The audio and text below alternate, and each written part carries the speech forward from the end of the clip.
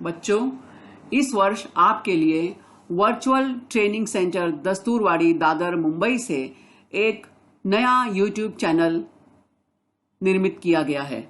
इसका नाम है BMC VTC हिंदी चैनल और यह है इसका लोगो।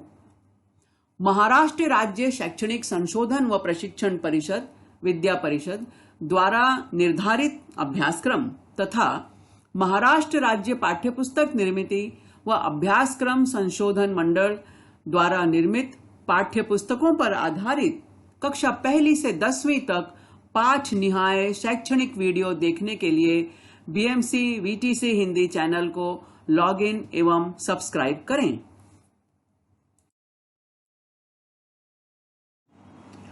वीडियो देखने के बाद वीडियो के डिस्क्रिप्शन बॉक्स में वीडियो के घटक से संबंधित प्रश्न पूछे गए हैं। इन प्रश्नों को अपनी कॉपी में लिखकर हल करें। वीडियो के डिस्क्रिप्शन बॉक्स में एक गूगल फॉर्म की लिंक भी दी गई है। लिंक खोलकर इस फॉर्म को जरूर भरें।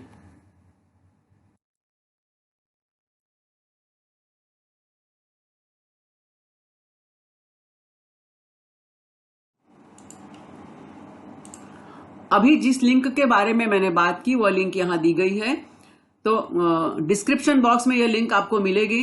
इस लिंक को ओपन करें। लिंक के ऊपर इस तरह से आपको सूचना भी मिलेगी।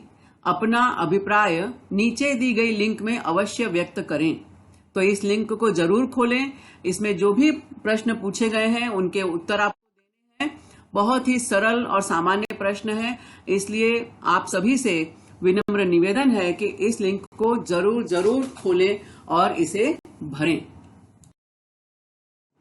जैसे ही आप दी गई लिंक को क्लिक करते हैं, इस तरह से एक गूगल फॉर्म आपके सामने खुल जाएगा, जिसमें ऊपर लिखा हुआ है BMC VTC चैनल में आपका स्वागत है।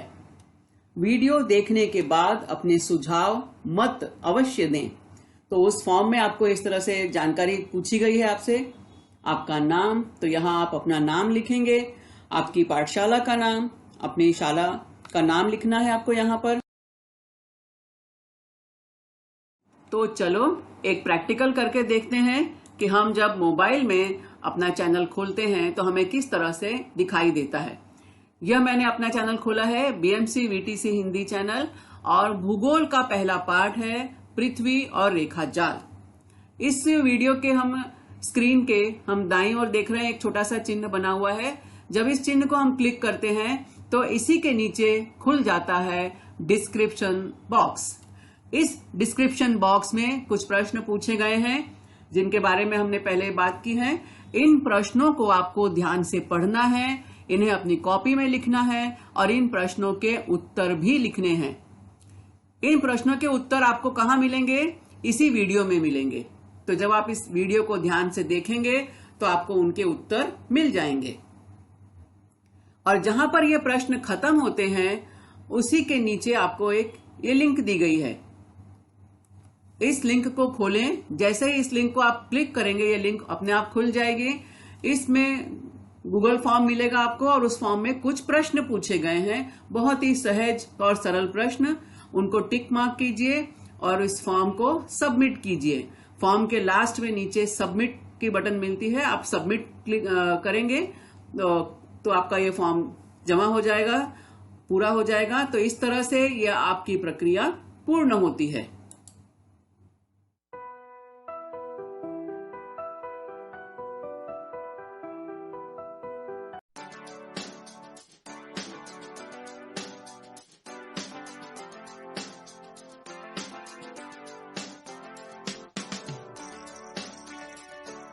नमस्कार, प्रणाम, आदाब।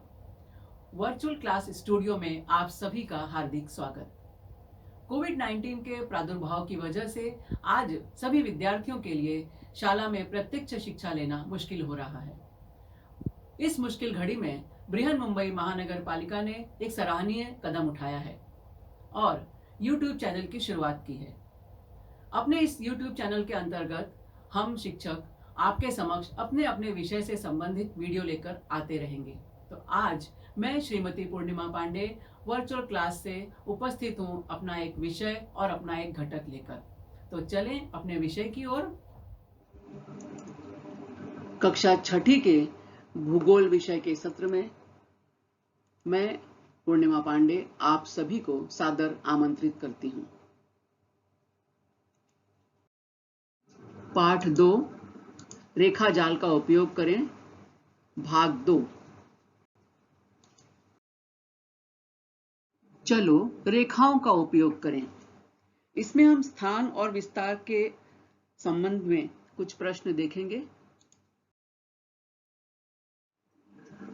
पहला प्रश्न है, ब्राजील की राजधानी ब्राजीलिया का स्थान किस अक्षांश और रेखांश द्वारा निश्चित किया जाता है? बच्चों, यहाँ हमें ब्राजील का मानचित्र हमारे सामने है और इसके आधार पर हम देखें तो 16 अंश दक्षिणी अक्षांश से 48 अंश पश्चिमी रेखांश के द्वारा ब्राजीलिया का स्थान निश्चित किया जाता है।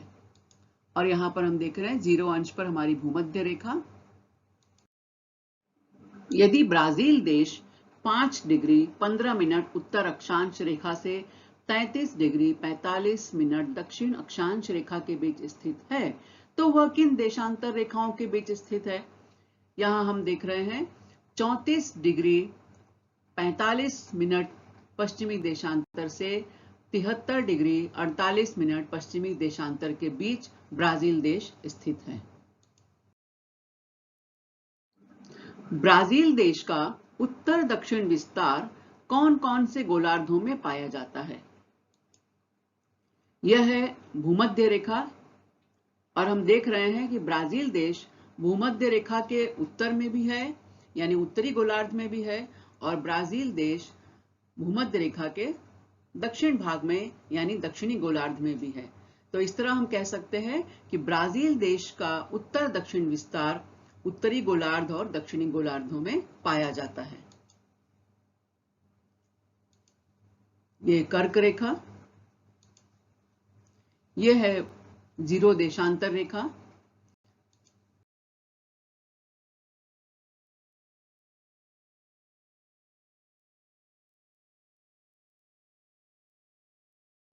जो हमारे पृथ्वी को 2 गोलार्धों में बांटती है, पश्चिमी गोलार्ध और पूर्वी गोलार्ध।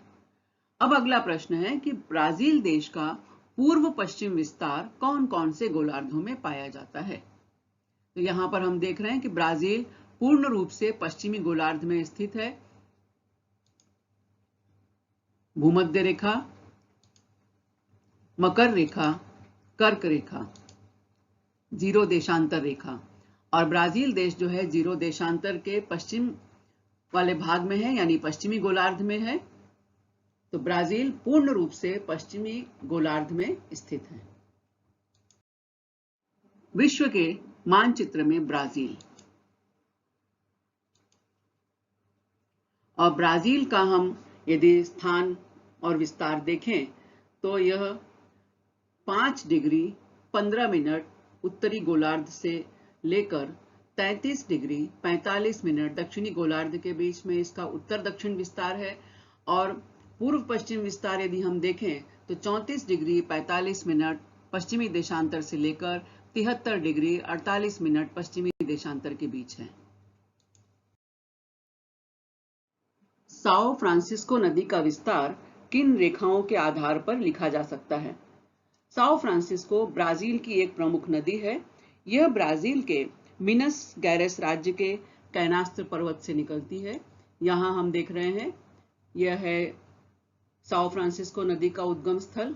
और यह नदी, इसका स्थान यदि हम बताएं इस नदी का, तो यह है 21 डिग्री दक्षिणी अक्षांश और 47 डिग्री 30 मिनट पश्चिम देशांतर से लेकर यह आगे चलती है और यह अटलांटिक महासागर में मिल जाती है, जहां पर इसका स्थान है 7 डिग्री 30 अंश दक्षिण अक्षांश और 36 डिग्री 30 मिनट पश्चिम देशांतर।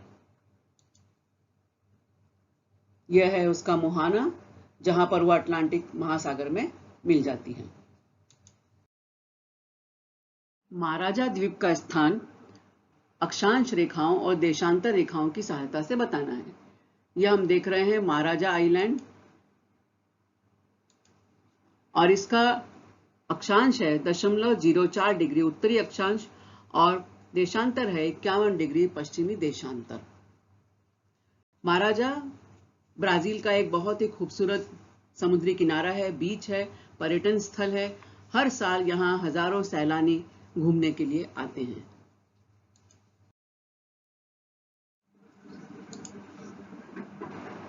यह है दुनिया का सबसे छोटा देश वेटिकन सिटी। संसार के सबसे छोटे देश के रूप में इसकी पहचान बनी हुई है। इसका क्षेत्रफल महज 0.44 वर्ग किलोमीटर है। यह देश इटली प्रायद्वीप में स्थित है। इसके चारों ओर इटली देश फैला हुआ है। इस देश के विस्तार में अंश और मिनट में भी कोई अंतर नहीं पाया जाता है, सिर्फ सेकंड में अंतर पाया जाता है।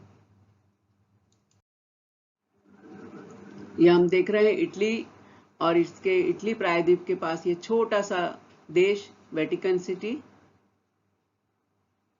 और इसका यदि हम क्षेत्रफल देखें तो ये बहुत ही छोटा देश। पृथ्वी और पृथ्वी पर पाई जाने वाली कुछ प्रमुख रेखाएं विषुवत रेखा, कर्क रेखा, आर्कटिक वृत्त, उत्तरी ध्रुव, मकर रेखा, अंटार्कटिका वृत्त और दक्षिणी ध्रुव। इस चित्र में हम देखते हैं कि 0 विषुवत रेखा से 0 डिग्री से लेकर 23.5 अंश उत्तर कर्क रेखा और 0 डिग्री से लेकर 23.5 अंश दक्षिण में मकर रेखा। ये जो क्षेत्र है इस क्षेत्र में सूर्य की किरणें लंबवत पड़ती हैं और इन्हें लंबवत किरणों का प्रदेश कहा जाता है।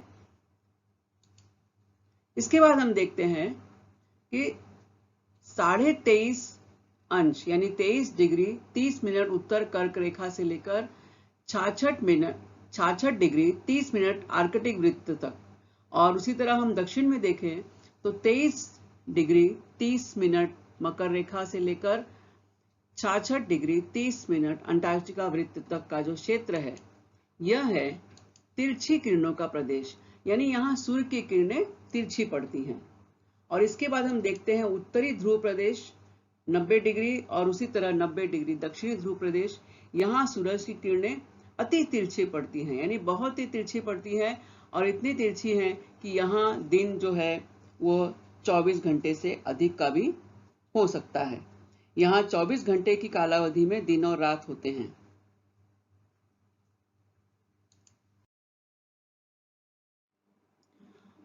कुछ महत्वपूर्ण रेखाओं के बारे में हम जानेंगे। आप सोचेंगे रेखाएं और महत्वपूर्ण, बिल्कुल बच्चों, आर्कटिक रेखा, कर्क रेखा, विषुवत रेखा, मकर रेखा और अंटार्कटिक रेखा, ये कुछ महत्वपूर्ण रेखाएं हैं। और दो महत्वपूर्ण रेखाएं हैं 0 डिग्री देशांतर रेखा और 180 डिग्री देशांतर रेखा। पृथ्वी पर स्थान, समय और तिथि का निर्धारण आसानी से किया जा सके, इसी संदर्भ में काल्पनिक रेखाओं का निर्माण किया गया है, जैसे देशांतर रेखा, अक्षांश रेखा, भूमध्य रेखा तथा ग्रीनविच रेखा, ताकि हमें नेविगेशन तथा भौगोलिक जानकारी लेने में मदद मिल सके। रेखा, मकर रेखा और विषुवत रेखा। 23 डिग्री 30 मिनट उत्तर अक्षांश रेखा को कर्क रेखा कहते हैं। विषुवत रेखा से 23 डिग्री 30 मिनट उत्तर तथा 23 डिग्री 30 मिनट दक्षिण अक्षांश रेखा के बीच सभी स्थानों पर सूर्य किरणें वर्ष में 2 दिन लंबवत पड़ती हैं। पृथ्वी पर अन्य भागों में सूर्य किरणें कभी भी लंबवत नहीं पड़ती। 23 डिग्री 30 मिनट दक्षिण अक्षांश को मकर रेखा कहते हैं। तो साल भर ये जो सूर्य है कर्क रेखा और मकर रेखा के बीच ही विचरण करता है। तो इनके अलावा कर्क रेखा और मकर रेखा के अतिरिक्त पृथ्वी के किसी भी भाग में सूर्य किरणें कभी भी लंबवत यानी बिल्कुल सीधी नहीं पड़ती।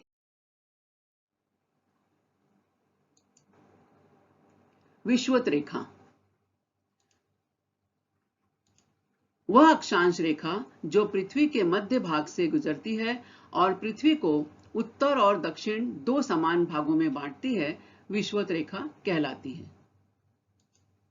उत्तरी भाग को उत्तरी गोलार्ध और दक्षिणी भाग को दक्षिणी गोलार्ध कहते हैं। आर्कटिक रेखा, अंटार्कटिक रेखा। अंटार्कटिक रेखा दक्षिणी गोलार्ध में अंटार्कटिका महाद्वीप के पास, इसीलिए इसका नाम अंटार्कटिक रेखा है। और आर्कटिक रेखा वहां पर उत्तरी गोलार्ध में आर्कटिक सागर है और उसी के नाम पर इसे हम आर्कटिक रेखा के नाम से जानते हैं। विषुवत रेखा से 66 डिग्री 30 मिनट उत्तर और दक्षिण अक्षांश रेखाओं के बीच संपूर्ण वर्ष में 24 घंटों की कालावधि में दिन और रात होते हैं। उन्हें क्रमशः आर्कटिक रेखा और अंटार्कटिक रेखा कहते हैं। यहाँ पर सूर्य की किरणें बिल्कुल तिरछी पड़ती हैं और इसलिए यहाँ पर 24 घंटों की कालावधि में दिन और रात होते हैं। सूर्य किरणों की कालावधि और उनकी प्रखरता के अनुसार पृथ्वी पर विभिन्न तापमान की पेटियों का निर्माण होता है। जैसे हम देख रहे हैं कि विषुवत रेखा से लेकर 23 डिग्री 30 मिनट उत्तरी अक्षांश और विषुवत रेखा से लेकर 23 डिग्री 30 मिनट दक्षिणी अक्षांश यानी मकर रेखा के बीच सूर्य जो है, इसकी किरणें बिल्कुल सीधी पड़ती हैं, लंबवत पड़ती हैं। तो यह जो क्षेत्र है, यहाँ सूर्य के ताप की प्रखरता होती है और इसे हम उष्ण कटिबंध के नाम से जानते हैं। देखते हैं यहाँ सूर्य की किरणें लंबवत पड़ रही हैं, सीधी पड़ रही हैं।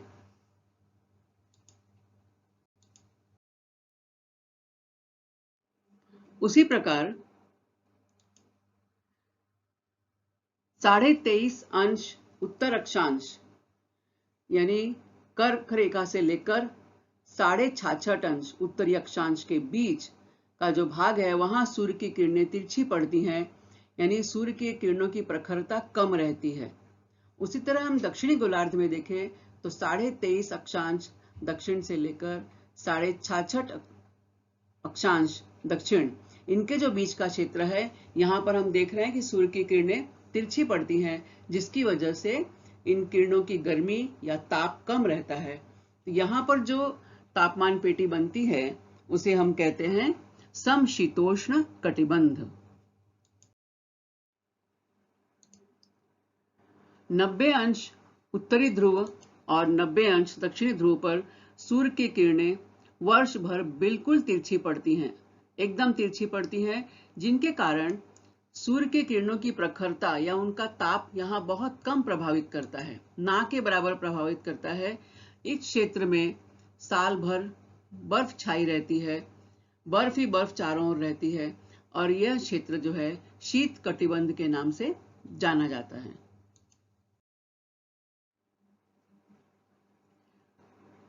सूर्य किरणों की कालावधि और प्रखरता के अनुसार पृथ्वी पर विभिन्न तापमान की पेटियों का निर्माण होता है।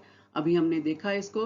और तापमान पेटियों के आधार पर ही वायुदाब पेटियों का निर्माण होता है। वायुदाब पेटियां हम आगे पढ़ेंगे। तो हम देख रहे हैं कि ये उष्ण कटिबंध का क्षेत्र विषुवत रेखा से लेकर 23.5 अंश उत्तरी अक्षांश और विषुवत रेखा से लेकर 23.5 अंश दक्षिणी अक्षांश के बीच ये उष्ण कटिबंध का क्षेत्र। उसी तरह समशीतोष्ण कटिबंध और शीत कटिबंध।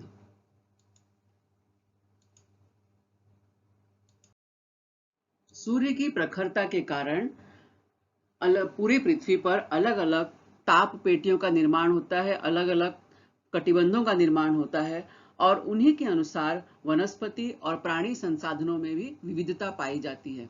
जैसे जो भी यहाँ पर रेगिस्तानी प्रदेश हैं, वहां पर हम देखते हैं ऊंट जैसा प्राणी मिलता है, जो एक बार पानी पी ले तो उसे महीनों पानी की आवश्यकता नहीं होती। उसी तरह हम देखते हैं कि सदाबहार वन क्षेत्र हैं, जो उष्ण कटिबंधीय प्रदेश के जो वर्षा वाले क्षेत्र हैं, जहां साल भर वर्षा होती है, वहां के जो जंगल हैं वो हरित साल भर हरे भरे रहते हैं, घने वृक्ष पाए जाते हैं, चौड़ी पत्तियों वाले वृक्ष पाए जाते हैं। यदि हम टुंड्रा प्रदेश में देखें, शीत कटिबंधीय जो क्षेत्र है, वहां हम देखें तो वहां पोलार बियर जैसे प्राणी पाए जाते हैं, बिल्कुल सफेद प्राणी एकदम से, जो जिनके शरीर में खूब फर रहता है, खूब बाल रहता है, जिससे उनके शरीर को ऊष्मा मिलती है। उसी तरह हम देखें, ये जो यहाँ पे सूचीपर्णी वृक्ष पाए जाते हैं, यानी ऐसे वृक्ष जिनकी पत्तियां सुई के समान नोकीली होती हैं, जैसे तब उन पे यदि बर्फ वगैरह गिरती है तो बर्फ उनके ऊपर बिल्कुल टिक नहीं पाती। तो पृथ्वी पर जैसा वातावरण, जैसा तापमान, उसी तरह के प्राणी, उसी तरह के वृक्ष और अन्य संसाधन पाए जाते हैं। कौन सी महत्वपूर्ण अक्षांश रेखा गुजरती है? इस अक्षांश रेखा के कारण भारत के किस प्रदेश में लंबवत सूर्य किरणें कभी भी नहीं पड़ती? और कौन सा प्रदेश लंबवत किरणों को वर्ष में 2 दिन अनुभव करता है? तो हमारे भारत देश से गुजरती है महत्वपूर्ण अक्षांश रेखा कर्क रेखा।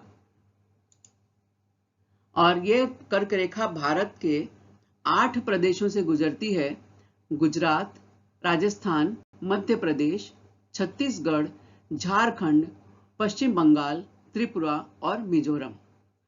और इस कर्क रेखा के कारण भारत में कर्क रेखा के उत्तर की ओर के प्रदेशों में लंबवत सूर्य किरणें कभी भी नहीं पड़ती। आओ जानें कि क्यों ऐसा होता है।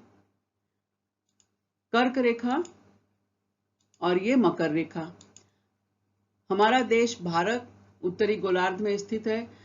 कर्क रेखा भारत के मध्य स्थान से गुजरती है और सूर्य की किरणें वर्ष भर कर्क रेखा और मकर रेखा के बीच लंबवत पड़ती हैं, यानी कर्क रेखा के उत्तर की ओर नहीं जाती और मकर रेखा के दक्षिण की ओर नहीं जाती। तो हम यदि भारत देश के संदर्भ में इसे देखें तो कर्क रेखा से उत्तर में जो भी स्थान हैं, उन स्थानों पर सूर्य की किरणें लंबवत कभी भी नहीं पड़ती। और कर्क रेखा के दक्षिण का स्थान हम देखें तो कर्क रेखा से जो दक्षिण की ओर के प्रदेश हैं, वहां वर्ष में 2 दिन उन्हें लंबवत किरणों का अनुभव लेना पड़ता है। जीरो देशांतर रेखा, या जिसे हम प्रमुख देशांतर रेखा भी कहते हैं।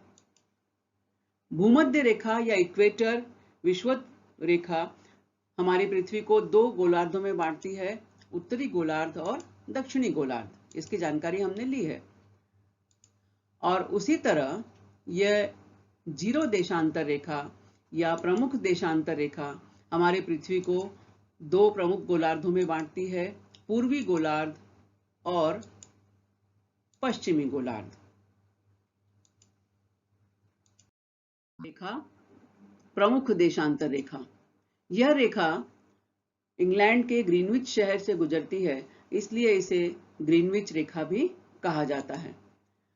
और यह ग्रीनविच रेखा या जीरो देशांतर रेखा, प्रमुख देशांतर रेखा, इंग्लिश में इसे कहते हैं प्राइम मेरिडियन रेखा।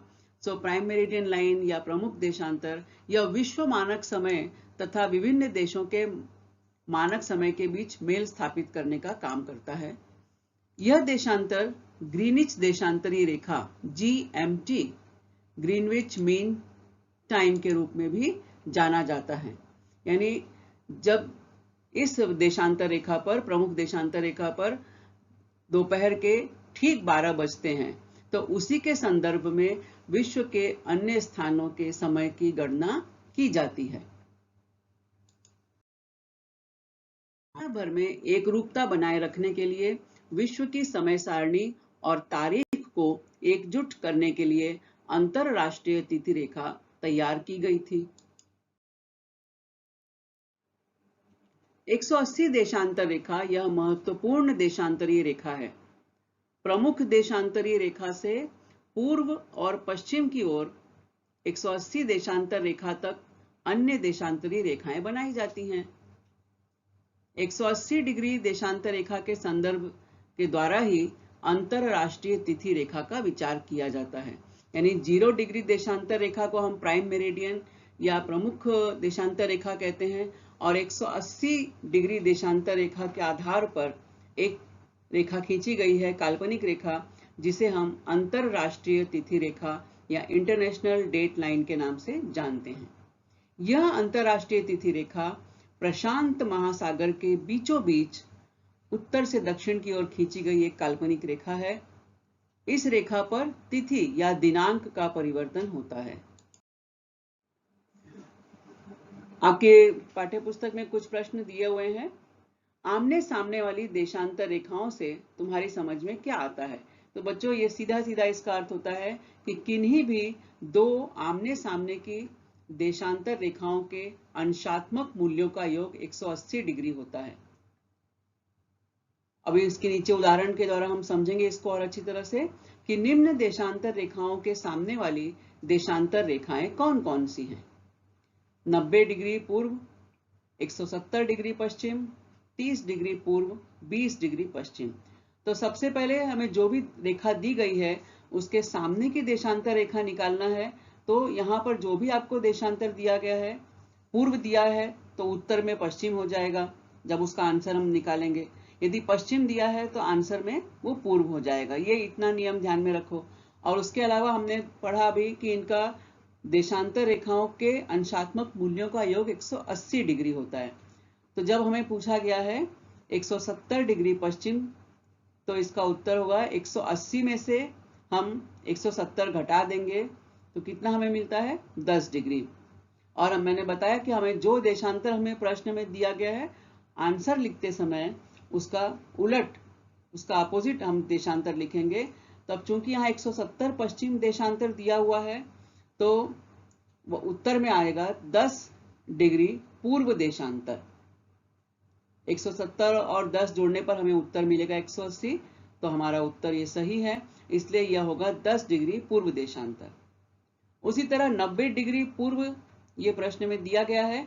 उत्तर सीधा सीधा है। उत्तर लिखते समय हमें तुरंत उसको पश्चिम कर देना है और 180 में से हम 90 घटाते हैं तो हमें उत्तर मिलता है 90 डिग्री पश्चिम। अगले प्रश्न की ओर चलते हैं। तो हमें दिया गया है 20 डिग्री पश्चिम। जब पश्चिम दिया है तो उत्तर में हम पहले क्या आ जाएगा? पूर्व। ये तो तय हो गया। अब बाकी उसका मूल्य क्या है? तो 180 डिग्री में से हम 20 डिग्री घटा देंगे, माइनस करेंगे तो उत्तर हमें मिलता है 160 डिग्री। 160 डिग्री पूर्व देशांतर। उसी तरह है 30 डिग्री पूर्व देशांतर। अब प्रश्न में यहाँ पूर्व पूछा गया है तो उत्तर में अपने आप पश्चिम देशांतर हो जाएगा। और 30 डिग्री दिया गया है, 180 में से हम 30 घटाएंगे तो उत्तर हमें मिलेगा 150 डिग्री। तो उत्तर होगा 150 डिग्री पश्चिम देशांतर। आपने यह वीडियो ध्यान से देखा, सुना और समझा। मुझे पूरा विश्वास है कि आपको इस वीडियो का घटक जो है वह निश्चित समझ में आया होगा। इस घटक को अधिकाधिक गहराई से समझने के लिए इस वीडियो को बारंबार देखें, अपने दोस्तों के साथ भी शेयर करें। आपके सुझाव, आपकी प्रतिक्रिया कमेंट बॉक्स में अपेक्षित है। अब मैं आपसे मिलूंगी एक नए वीडियो में, एक नया विषय लेकर, एक नया घटक लेकर। तब तक के लिए धन्यवाद।